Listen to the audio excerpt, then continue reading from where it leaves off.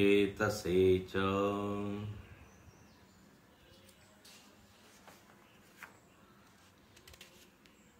8वां और 9वां मंत्र हम लोग पढ़ेंगे। यस्तु विज्ञानवान् भवति समनस्कः सदा शुचिः स तु तत्पदमाप्नोति यस्माद् भूयो न जायते।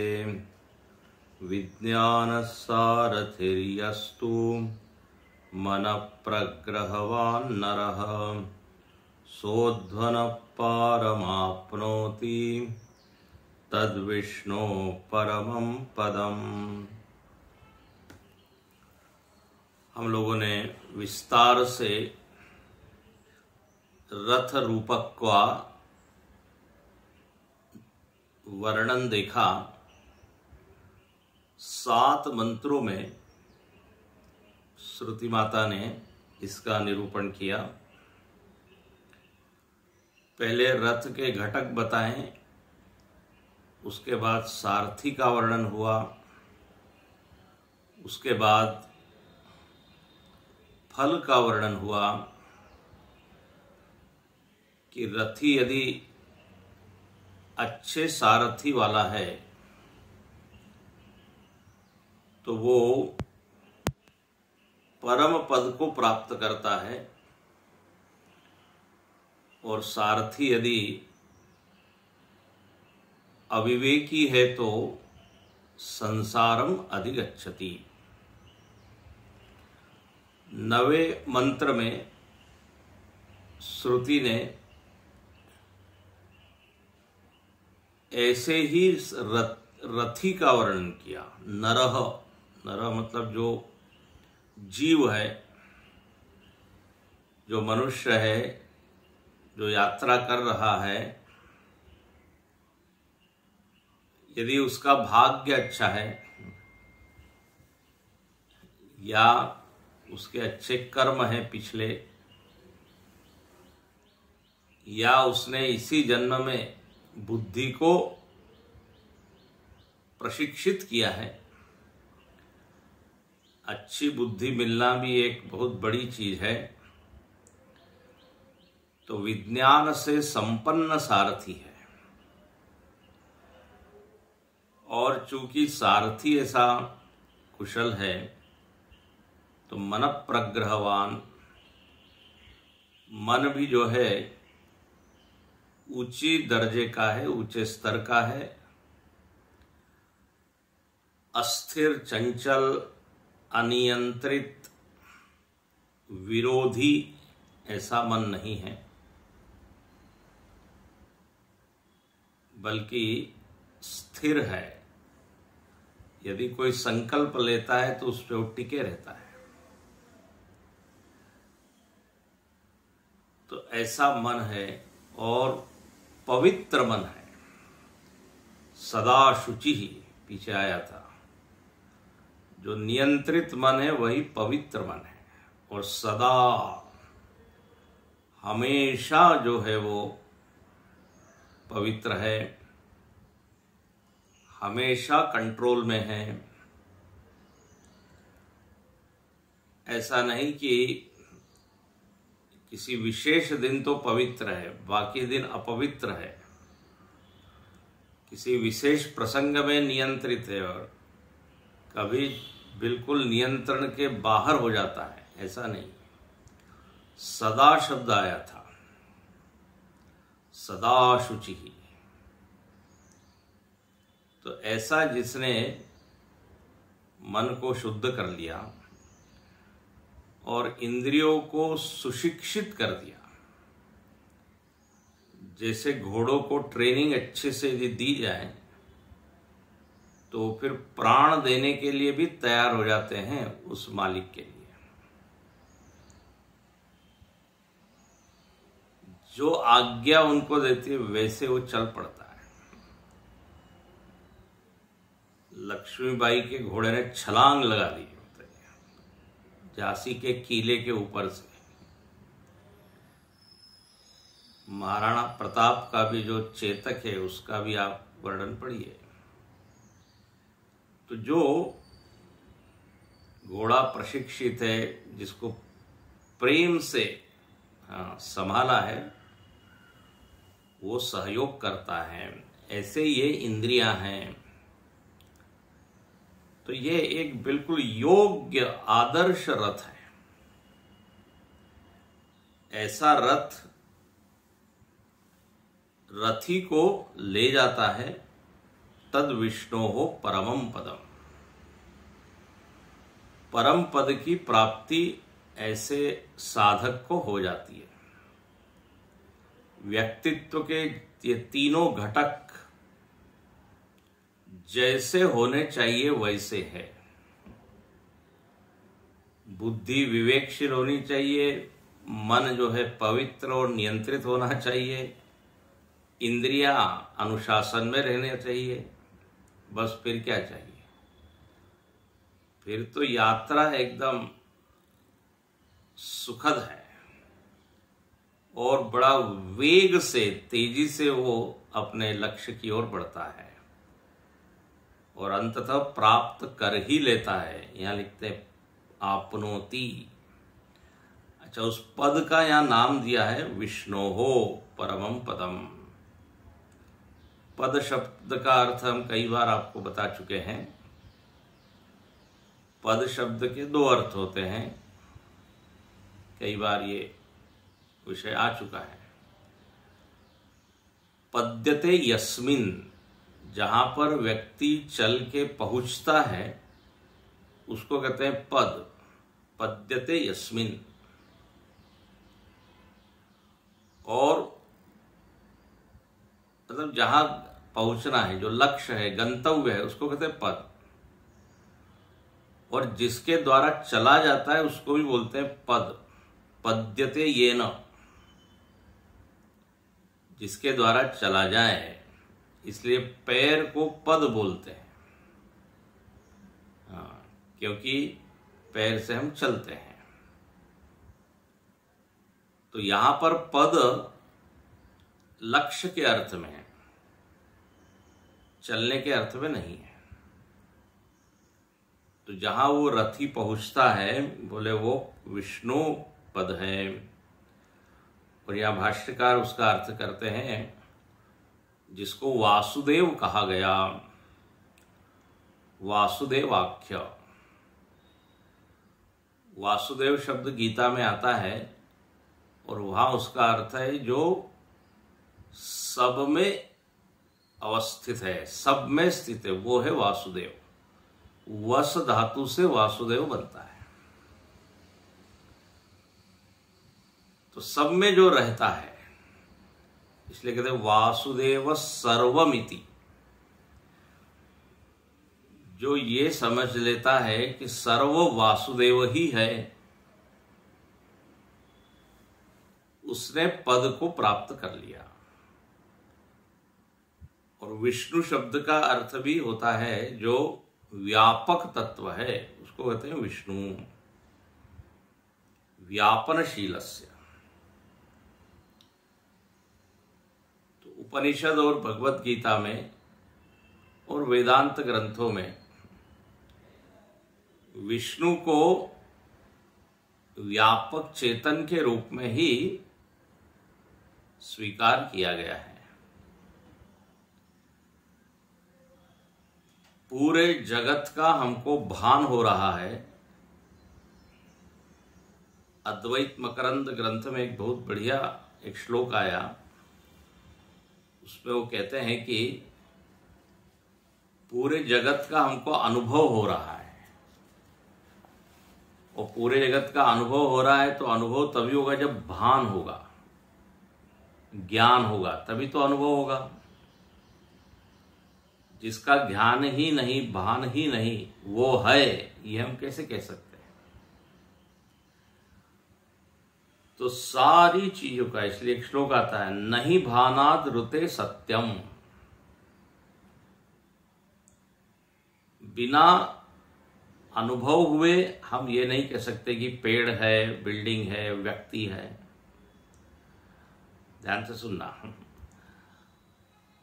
और यदि इन सब का भान है तो भान के लिए चैतन्य चाहिए। बिना चैतन्य के सन्निधि के भान नहीं होता, ज्ञान नहीं होता। तो सब चीज का हमको भान ज्ञान हो रहा है, मतलब सब चीज में चैतन्य है। ये चैतन्य की सन्निधि के बिना किसी चीज का भान है ये हम नहीं कह सकते। इसे उदाहरण के तौर पर हम कहते हैं ये घट है, पेड़ है, पहाड़ है। ये तब हम कब कह सकते हैं? हम जब उस पहाड़ पर या घट पर या बिल्डिंग पर प्रकाश है। बिना प्रकाश के सन्निधि के घट है हम कह सकते हैं क्या? अंधेरे कमरे में यदि घट पड़ा हो तो घट का हमको अनुभव नहीं होगा, भान नहीं होगा। प्रकाश की जब तक सन्निधि न हो तब तक घट है ये अनुभव नहीं हो सकता। तो वास्तव में जब हम घट को देखते हैं तो दो चीज का हमको अनुभव होता है, एक घट और दूसरा प्रकाश। लेकिन हमारा पूरा ध्यान घट पर होता है, प्रकाश पर नहीं होता। पेड़ पर होता है, लेकिन पेड़ जिस प्रकाश में दिख रहा है उसकी हम उपेक्षा ही कर देते हैं। अब चूंकि प्रकाश का एक विशेष रूप नहीं है इसलिए उस ओर ध्यान जाता नहीं। प्रकाश पूरे जगत में जैसे व्याप्त है। जब सूर्य उदित होता है तो प्रकाश पूरे पृथ्वी पर छा जाता है और सब चीज का भान हमको होने लगता है। तो हम कहते देखो कितना बढ़िया है ना, पर्वत दिख रहा है, नदी दिख रही है, रास्ता दिख रहा है, लोग दिख रहे हैं। लेकिन जिसकी सन्निधि से ये सब दिख रहा है, कोई ये नहीं कहता देखो प्रकाश दिख रहा है, प्रकाश और पर्वत, प्रकाश और नदी।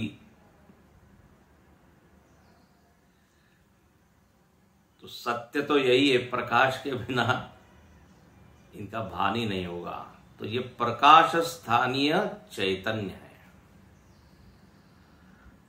जैसे प्रकाश व्यापक है ऐसे ही चैतन्य व्यापक है।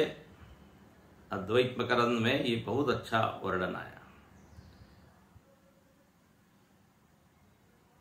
जहां पे जो विष्णु शब्द है, इसलिए भाष्यकार यहां केवल उनको एक आकार वाले विष्णु नहीं बोलते।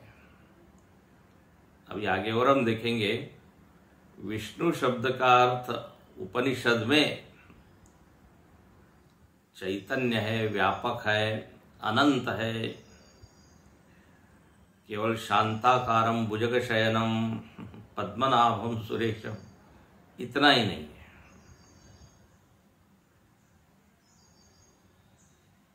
इसलिए गीता में बार बार आता है अविनाशी तो तद विद्धि ये न सर्वमिदं ततम। वो परम तत्व कैसा है? अविनाशी है और वो ततम, ततम मतलब व्याप्तम। भाष्यकार कहते हैं उस व्यापक कॉन्शियसनेस चैतन्य वही परम पद है, वही पहुंचना है। यही हमको समझना है कि उसी चैतन्य पर सब चीज भासमान है, प्रतीयमान है उसी के ऊपर। तो ये हुआ परम पद। अच्छा, इस पद की खासियत क्या है, विशेषता क्या है? तो बोले यस्मात् भूयो न जायते। इस पद पर पहुंचने पर फिर वापस लौटना नहीं होता। तो हमारे स्वामी जी कहते थे इस पद पर पहुंचने के पहले सोच लीजिए, वापस आपको आने नहीं मिलेगा। यदि और कहीं घूमना है आपको तो अभी वहां मत जाइए, क्योंकि फिर घूमने के लिए जगह नहीं बचेगी। अभी बोले स्वर्ग लोक भी जाना है, ये भी जाना है, वहां भी जाना है, तो बोले फिर मत यहां पे जाइए, क्योंकि यहां जाने के बाद नो रिटर्न। तो मतलब एक बार ये ज्ञान हो गया कि वह परम तत्व चैतन्य ही मैं हूं, वही सब में व्याप्त है, तो फिर देह के स्तर पर, जीव के स्तर पर लौटना नहीं होता। फिर उसमें सत्य बुद्धि नहीं रहती, ये यहां पर कहा। अब अगले मंत्र में, अच्छा देखिए, जब ये कह दिया वापस आना नहीं होता, इसका एक अर्थ ये भी है, कई लोगों को लगता है जो मोक्ष है या परम तत्व है वो एक शांति की अवस्था है। अवस्था नहीं है, अवस्था वो होती है जिसको छोड़ना पड़ता है या छूट जाती है। ये विष्णु पद एक अवस्था नहीं है, जैसे जागृत, स्वप्न, सुषुप्ति, बोले जहां शांति ही शांति है। हाँ, वो शांति अलग है, मन की शांति की तरह नहीं है। मन की शांति आती जाती है। समाधि को भी नहीं कहा जाता कि वो परम पद है, क्योंकि समाधि भी टूटती है।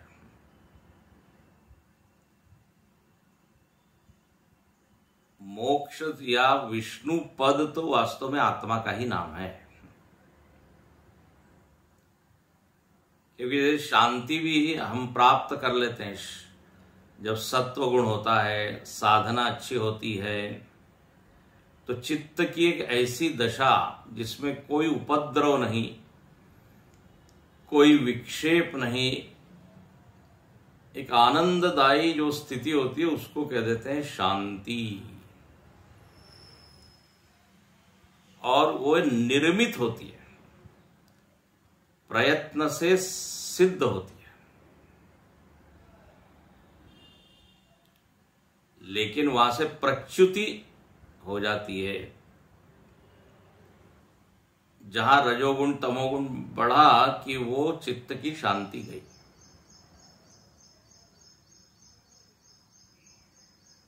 आत्मगत शांति अलग है और मन की शांति अलग है। आगे हम देखेंगे, मन की शांति आती जाती है, जो हमारे व्यवहार, कर्म, साधना, सत्वगुण, इन सब पर निर्भर होती है। लेकिन आत्मज्ञान के बाद जो शांति है, वो शांति में पतन नहीं है, वहां से फिर नीचे आना नहीं होता। सर्वथा वर्तमानोपि स योगी मयि वर्तते। बाहर कितना भी विक्षेप हो, प्रतिकूलता हो, वो शांति ढलती नहीं। तो वो शांति ही विष्णु पद है, ऐसा आप कह सकते हैं। आत्मा में जो आनंद है या वो शांति है, वो सत्व गुण पर निर्भर नहीं है, वो सिद्ध है, सिद्ध आनंद है। तो उस पद की प्राप्ति का यहां निरूपण हुआ। अब आगे कहते हैं अधुना, भाष्यकार कहते हैं बहुत ही महत्वपूर्ण मंत्र आगे आ रहे हैं। योग्य रथ कौन सा है उसका वर्णन हो गया, अयोग्य रथ कौन सा है उसका भी वर्णन हो गया। जो नहीं पहुंचेगा, जो पहुंचेगा उसका वर्णन अभी हमने देखा। अब यहां पर जो गंतव्य है, इसको अभी विष्णु पद कहा, परम पद कहा, उस गंतव्य तक पहुंचने के लिए क्या क्या पड़ाव है, क्या क्या स्टेप्स हैं, इसका यहां वर्णन है। और वो गंतव्य क्या है, ध्यान से सुनना। गंता की बात तो हो गई, अभी तक गंता की ही बात चल रही थी कि उसकी बुद्धि ठीक हो, मन ठीक हो, हाँ, रथ ठीक हो, घोड़े ठीक हो, गंता की बात हो गई काफी। अब यहां कहते हैं गंतव्य का संकेत कर दिया अभी, लेकिन उसके बारे में थोड़ा और बताते हैं, और क्रम से हम कैसे वहां तक पहुंच सकते हैं उसका यहां वर्णन आगे के 2 मंत्रों में हुआ है। पहले ये मंत्र पढ़े हम, 10वां और 11वां।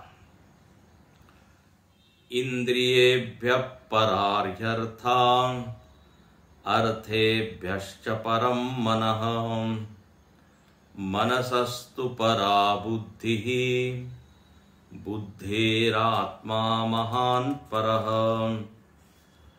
महतः परमव्यक्तम् अव्यक्तात् पुरुषः परः पुरुषान्न परं किंचित् सा काष्ठा सा परा गतिः इंद्रियेभ्यः परा ह्यर्थाः अर्थेभ्यश्च परं मनः मनसस्तु परा बुद्धिः बुद्धिरात्मा महान् परः महतः परमव्यक्तम् अव्यक्तात् पुरुषः परः पुरुषान्न परं किंचित् सा काष्ठा सा परा गतिः। भाष्यकार इन दोनों मंत्रों के ऊपर एक पंक्ति लिखकर प्रस्तावना करते हैं। बोले आगे क्या बताया जा रहा है, आरभ्यते, ये हम बताते हैं। आरभ्यते, क्यों आरभ्यते, तो कहते हैं अधुना, अधुना मतलब अब। भाष्य की पंक्ति देखिए, अधुना यत् पदम गंतव्यम,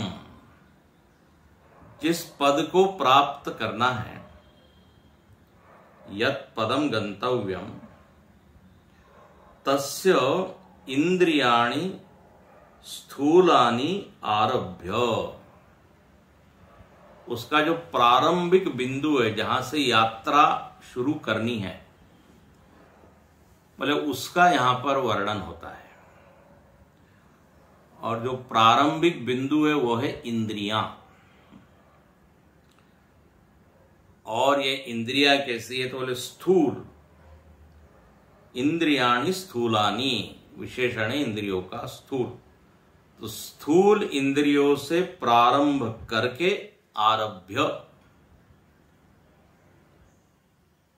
सूक्ष्म तारतम्य क्रमेण, सूक्ष्म तारतम्य क्रमेण, इंद्रियों से सूक्ष्म क्या है, फिर उससे सूक्ष्म क्या है, ऐसा क्रम से यहां पर बताया जाएगा कि यात्रा आपको कैसे करनी है, एक सूक्ष्म से दूसरे सूक्ष्म, फिर उससे जो सूक्ष्म है उसका वर्णन है। और ऐसा करके करते हुए हम कहां पहुंच जाते हैं, प्रत्यगात्मतया, प्रत्यगात्मा में हम पहुंचते हैं। और बोले प्रत्यगात्मा ही क्या है, गंतव्य है, ये गंतव्य है जहां पर पहुंचना है, जिसको पीछे कहा गया विष्णु पद। बोले उसको प्रत्यगात्म रूप से हमको पहचानना है।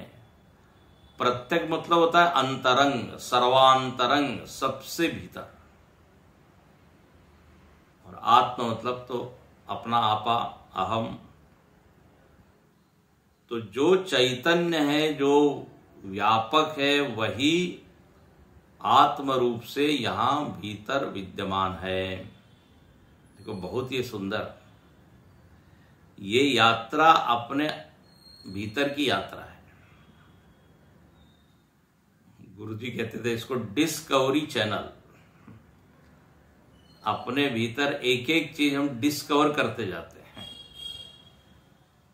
उसके ऊपर अभी कवर पड़ा हुआ है, आवरण है, धीरे धीरे हटाते हुए पहुंचना है। तो प्रत्यगात्मतया अधिगम, देखो जो विष्णु पद है, जो परम पद है, उसका अधिगम कैसे होना चाहिए, उसको किस तरह समझना है, तो प्रत्यगात्म रूप से।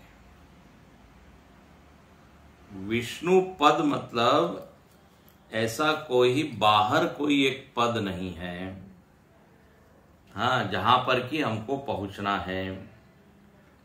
प्राय जब ये पद की बात हम करते हैं, विष्णु पद, तो पुराण इत्यादि में जो वर्णन आता है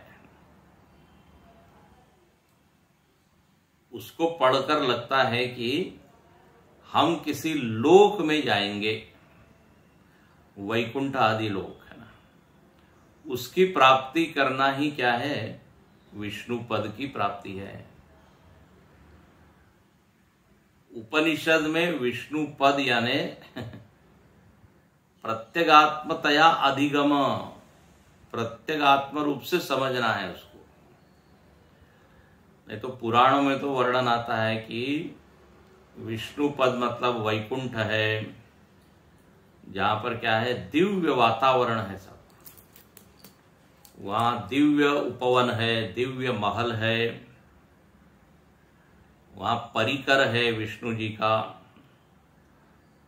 विष्णु जी जैसे ही लोग वहां पर दिखते हैं, पार्षद हैं, जो भक्ति आदि करते हैं, साधना उपासना करते हैं, उनके लिए विमान आता है वैकुंठ से। पुराणों में ये चित्र है, ये वर्णन है, विमान आता है, उसमें से वो पार्षद निकलते हैं, उस भक्त को ससम्मान बिठाते हैं और वो उच्च लोक की यात्रा करता है। भागवत आदि में आप देखते हैं, फिर वहां पे कीर्तन चलता है, ये भी आपने पढ़ा होगा। अर्जुन मृदंग बजा रहे हैं, प्रहलाद तालधारी, सुखदेव जी चपल गति से नृत्य कर रहे हैं, और वहां ऐसा समा बंधा है, सब लोग देह भान भूल के कीर्तन में मगन है। भगवान भी ऐसे उस कीर्तन में रम जाते हैं, स्निग्ध नेत्रों से उसका आनंद लेते हैं। तो ऐसा एक दिव्य धाम है, दिव्य धाम, वो नित्य धाम है, नित्य वैकुंठ, नित्य गोलोक, ऐसा वर्णन। जो पृथ्वी पर जो धाम बताए जाते हैं, बोले वो अनित्य धाम है। 4 धाम और क्या, अयोध्या, मथुरा, माया, काशी, ये सब भी धाम है, वृंदावन धाम, अयोध्या धाम। लेकिन बोले वो धाम ऐसा है कि वहां से फिर आना नहीं होता, वहां भी धाम शब्द का प्रयोग है, तद्धाम परमम मम। तो एक ऐसा स्थान जो अलौकिक है, लौकिक नहीं है, वहां सभी चीजें दिव्य दिव्य है, दिव्य महल है।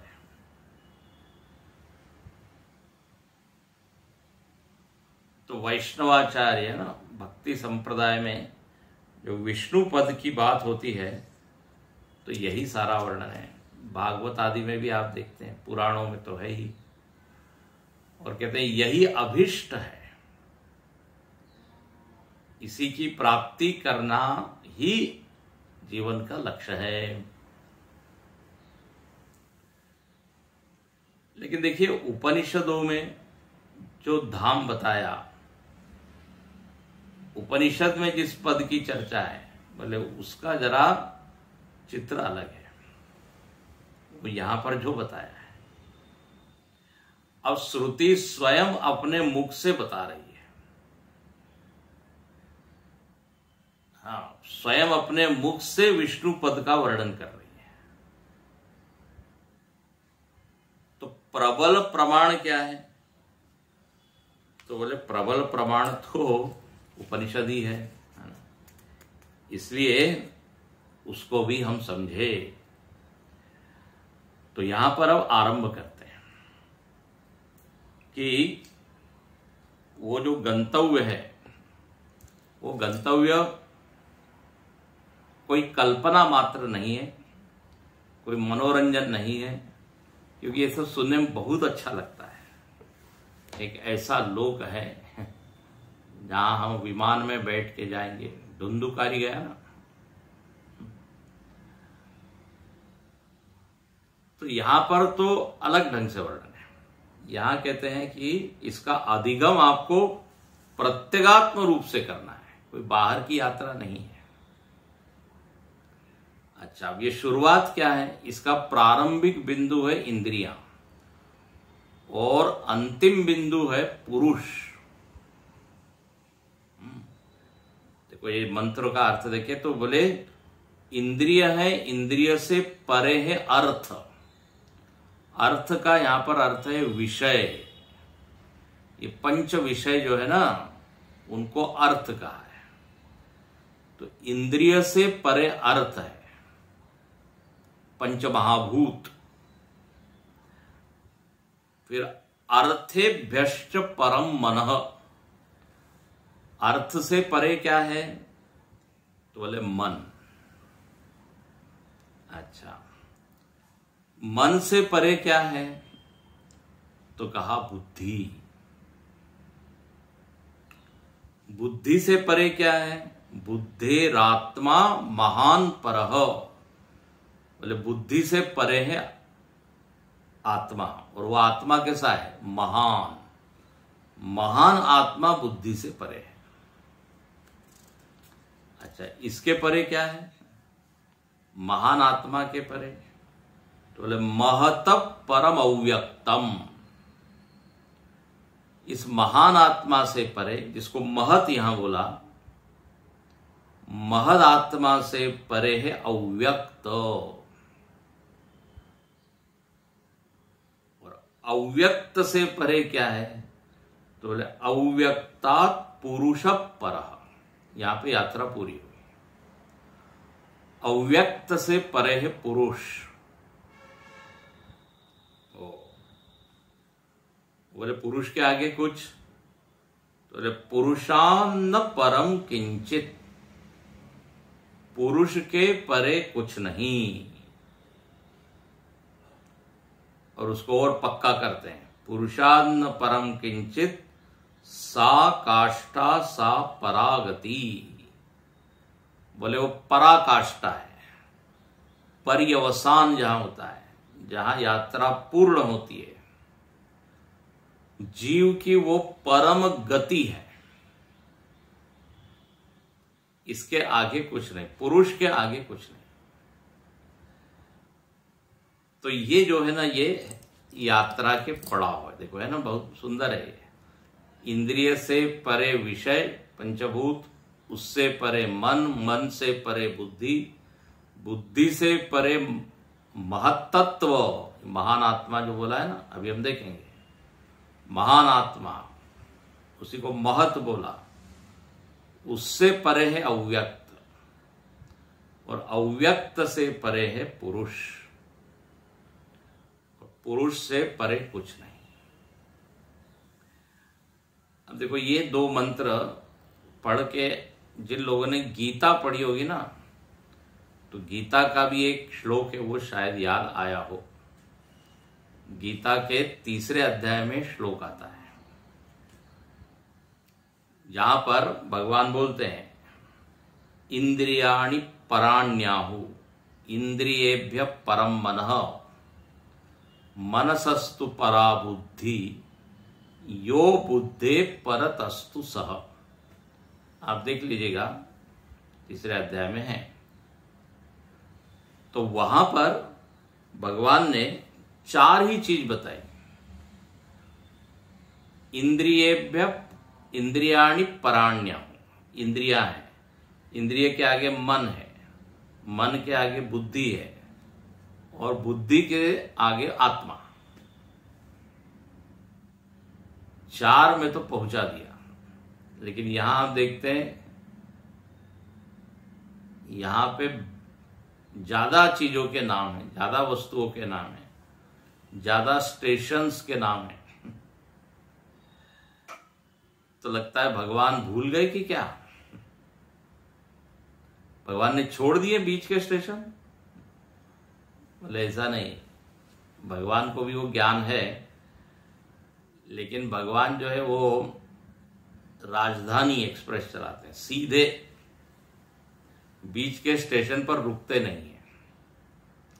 2 तरह की ट्रेन होती है ना, एक पैसेंजर ट्रेन और एक बुलेट ट्रेन या राजधानी एक्सप्रेस इत्यादि, जो कम स्टेशनों पर रुकती है, सुपर फास्ट ट्रेन होती है।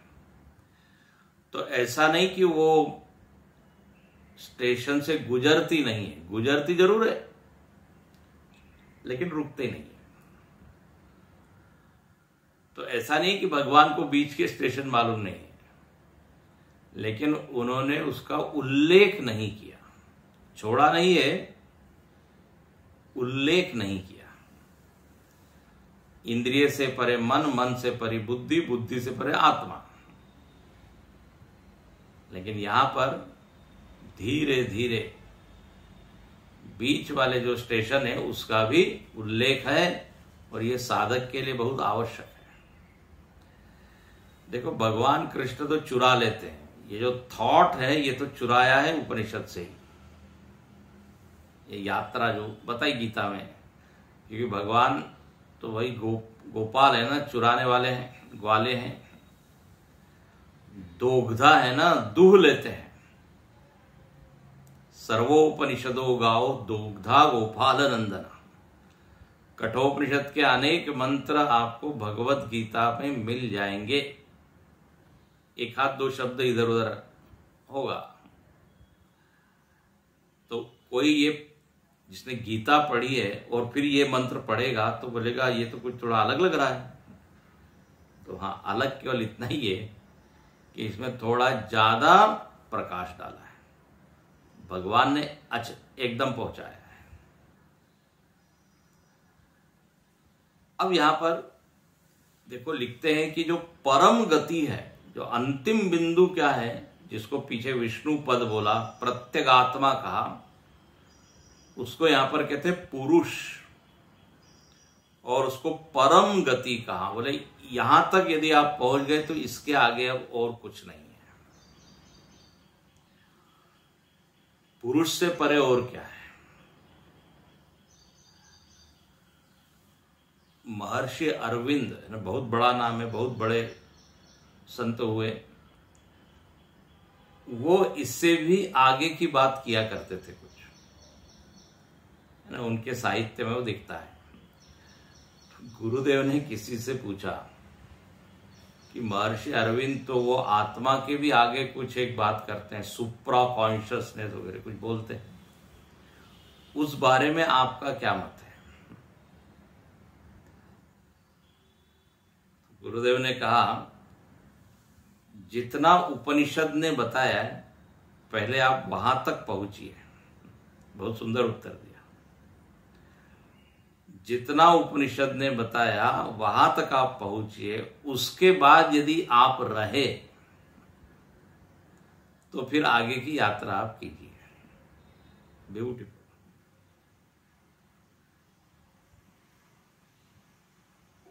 अब जब उस परम तत्व की प्राप्ति हो जाएगी तो गंता बचेगा कहां?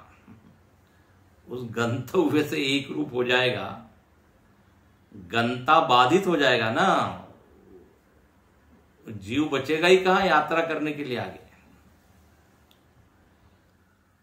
तो यहां उपनिषद तो यही कहता है, इसके आगे कुछ गति नहीं है। अच्छा, निषेध करती है श्रुति। एक तरफ कहती है पराकाष्ठा है और दूसरा तरफ कहती है न किंचित,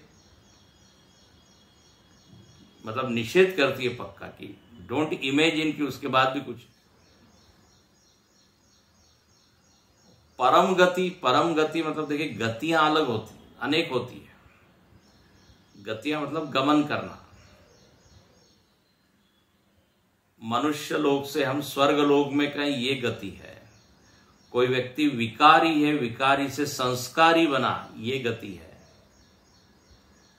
कोई दरिद्र व्यक्ति है, वो यदि अमीर बन गया तो ये भी एक गति है।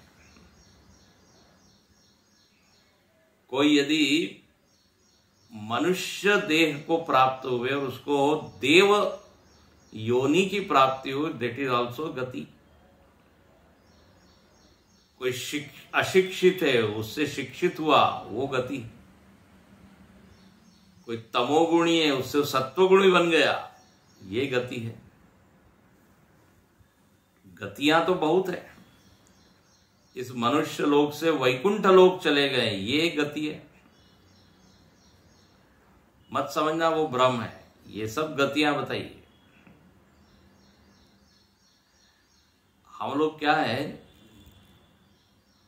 मनुष्य लोक को तो सत्य मान लेते हैं, बोले बाकी सब ये लोक लोकांतर में गतियां, ये सब भ्रम है। हाँ, क्योंकि इस देह से हमको बड़ा प्रेम है, प्रत्यक्ष में विश्वास है। बोले वैकुंठ आदि तो कुछ नहीं हो सकता, ये सब भ्रम है, स्वर्ग आदि किसने देखा है। तो हमारे शास्त्र कहते हैं यदि आपको भ्रम कहना है तो फिर इस लोक को भी भ्रम कीजिए, कहिए, ध्यान से सुनना।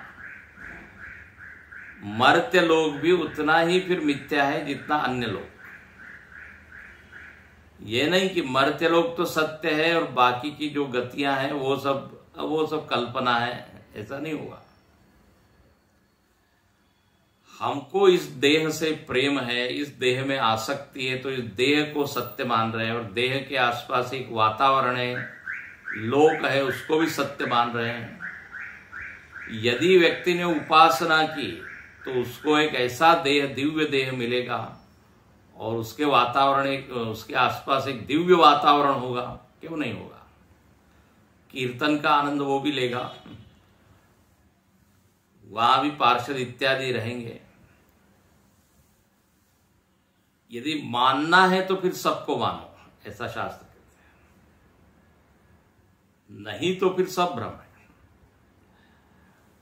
पृथ्वी का जो लोक है वो तो सत्य, बाकी इतर जो भुवन है, महाजना तपाजे बोले, ये सब कल्पना है,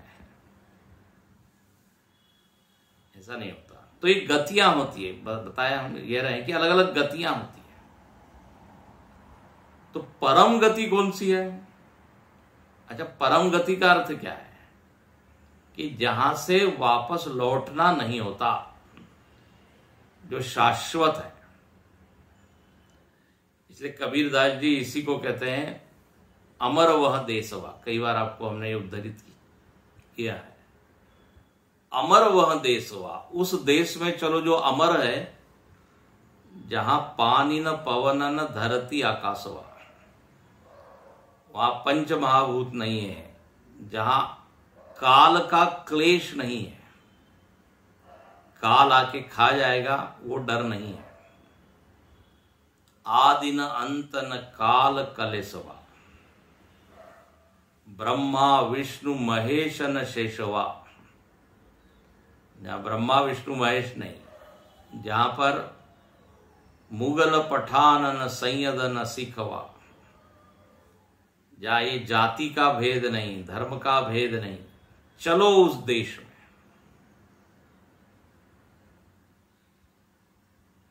चार शब्द यह चलो वही देशवा, अमर वह देशवा। तो यही परम पुरुष, परमात्मा तत्व, परमात्मा, यहां पर पहुंचना ही परम गति है। नहीं तो दुनिया के किसी भी पद पर आप पहुंच जाए, वहां से गिरना होता ही है। वो कोई भी पद ध्रुव नहीं है, स्थिर नहीं है। तो यद गत्वा न निवर्तन्ते, जहां पर जाने के बाद निवृत्ति। इसलिए मैंने कहा सोच लेना, स्वामी जी कहते थे यदि अन्य लोक लोकांतर की यात्रा करनी है तो अभी इसको छोड़ दीजिए। लेकिन यदि मन भर गया है सारी गतियों से, बोल बहुत घूम लिए, अब हमको ऐसा पद चाहिए जहां से हम कभी च्युत न हो, गिरे न, तो बोले ये है वो पराम गति। तो ये तो अंतिम बिंदु हो गया। बोले अब इसको यहां तक पहुंचना है तो कैसे चले, कहां से चले? तो बोले सबसे पहले आप अपने इंद्रियों को देखिए।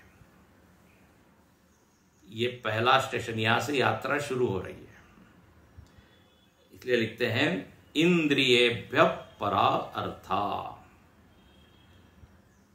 इंद्रिया, देखिए भाष्यकार क्या लिखते हैं, स्थूलानि तावत इंद्रियाणि। जो सबसे पहली चीज है जो स्थूल है वो है इंद्रिया। अब इंद्रियों का तो अनुभव सबको है ही। 10 इंद्रियां हैं, 5 कर्मेंद्रियां, 5 ज्ञानेंद्रियां।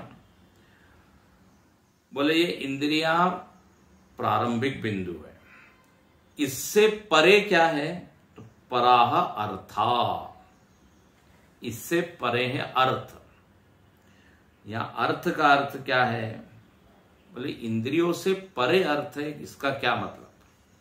थोड़ा सा देख के पूर्ण करते हैं। इंद्रियाणि तानि यैहि अर्थैहि आत्म प्रकाशनाय आरब्धानि। बहुत सुंदर। बोले इंद्रियों से सूक्ष्म, देखो परे का अर्थ दूर नहीं होता। इंद्रियों से परे अर्थ है, मतलब इंद्रियों से दूर अर्थ है, वो अर्थ नहीं है। परे का अर्थ यहां पर है सूक्ष्म। कल और बताएंगे। इंद्रियां जिनके द्वारा बनी है ना, उनको कहा है अर्थ। इसलिए लिखते हैं यही, अब ये थोड़ा भाष्य कठिन है, यही अर्थैहि आत्म प्रकाशनाय आरब्धानि। आरब्धानि जिसके द्वारा इंद्रियां बनी। इंद्रियों का जो कारण है, ध्यान से सुनना। इंद्रियां किससे बनी है? तो देखो महाभूतों से बनी है। आपने यदि तत्वबोध आदि ग्रंथ पढ़े हो तो उसमें दिखाया जाता है अपंचीकृत पंच महाभूतों से इंद्रियों का निर्माण हुआ। तो यहां अर्थ का अर्थ है ये विषय, इसको विषय भी बोलते हैं, महाभूत भी बोलते हैं। तो महाभूत इंद्रियों से सूक्ष्म है। क्यों? क्योंकि महाभूतों के द्वारा इंद्रियों की रचना हुई। हाँ, इंद्रियों की रचना महाभूत से बने। किससे? इंद्रिया। एक एक महाभूत से एक एक इंद्रिय बनी है। ये विस्तार है उसका, कल देखेंगे। तो आरब्धानि, अर्थों के द्वारा ये इंद्रियों का प्रारंभ हुआ, बनी। अब यहां एक बड़ा अच्छा एक शब्द डाल दिया भगवान भाष्यकार ने। बोले ये विषयों ने, ये महाभूतों ने इंद्रियों को बनाया क्यों? क्यों बनाया? तो यहां एक शब्द है आत्म प्रकाशनाय। ये बड़ा अच्छा है। आत्म प्रकाशनाय मतलब विषय चाहते थे कि हमको कोई देखे,